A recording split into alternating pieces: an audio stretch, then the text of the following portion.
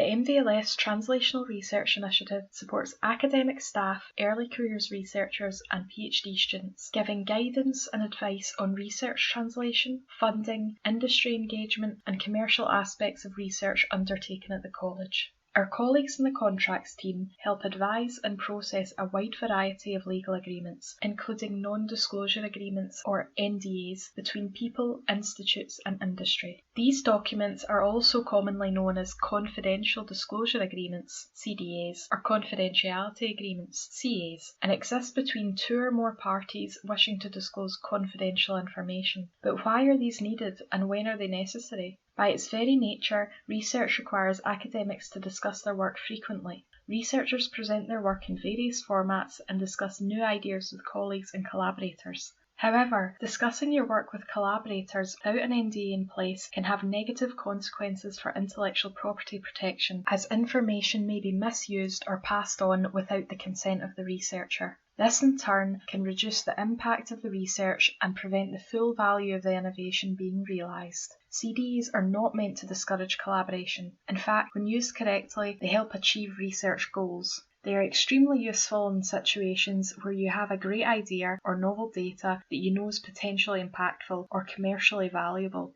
Therefore, you should think twice before sharing without the necessary confidentiality protections in place. Patent applications can only protect inventions which are novel, i.e. unpublished or undisclosed. So if you have published or spoken about your invention to someone who is not an employee of the University of Glasgow, for example, a student or an external collaborator, without an NDA in place, there is little chance you can patent it. You may wish to discuss your research with a company or other institution with a view of developing a collaboration. Without an NDA in place, the other party is free to use any of the valuable information or data that you may have disclosed. For example, Professor Plover has a PhD student working on a new DNA vaccine with an interesting new mechanism of action for an important parasitological disease. The student presents the research at the British Society of Parasitology with the sequence in a figure. Afterwards, they have very positive discussions with an enthusiastic layperson who is a trustee of a major healthcare charity. In trying to explain the work, the student describes the new mechanism and adds that all of this has been accepted for publication.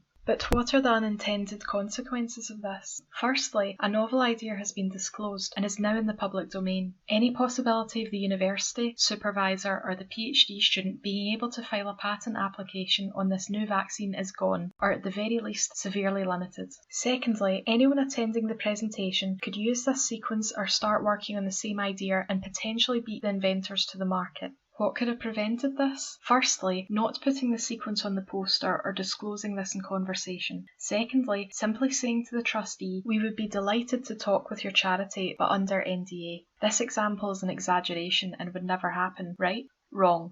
Similar issues arise frequently at the university. If and when the work gets promising and exploratory discussions about patenting start, then disclosures like this come back to haunt both the researcher and the PI. However, if the cat has been let out of the bag, all is not lost. So long as both parties agree, a retrospective NDA can be put in place, although this is obviously not practical if the disclosure was made to a large group, for example at a conference. Obviously, an NDA is not required for every interaction with someone outside of the university. Some relevant questions to consider are: is there valuable university intellectual property or know-how that should be protected?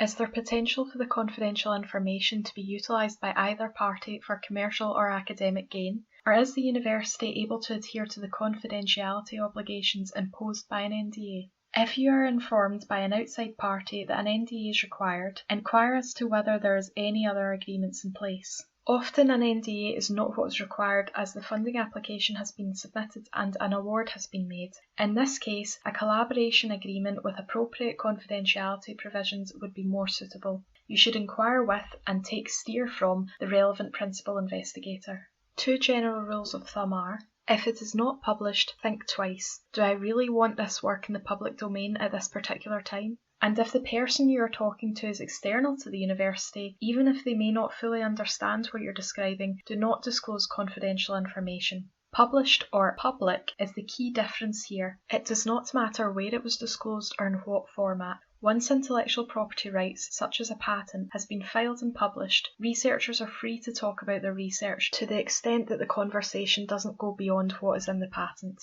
There are 4 styles of NDA that the contracts team typically uses. A one-way student work placement NDA, where the student may be on a work placement at a company. A one-way NDA, where either the university or the company individually owns all IP. A two-way or mutual NDA, where both parties can disclose information to the other. And a three-way or multilateral NDA, involving 2 or more parties in agreement. NDAs can only be signed on behalf of the university by certain individuals in the University of Glasgow contracts team. The members of this team have delegated authority to sign legal documents on behalf of the Secretary of Court. Note that some NDAs can take the form of a letter and must have the university as the recipient of the confidential information. Please also take into consideration the choice of law. Scots law is preferred. Even if you have put an NDA in place, it is good practice to limit the extent of the disclosure to what is required for you to achieve the goals set out in your collaboration. Also, it is best that you limit the number of people to whom you disclose this information.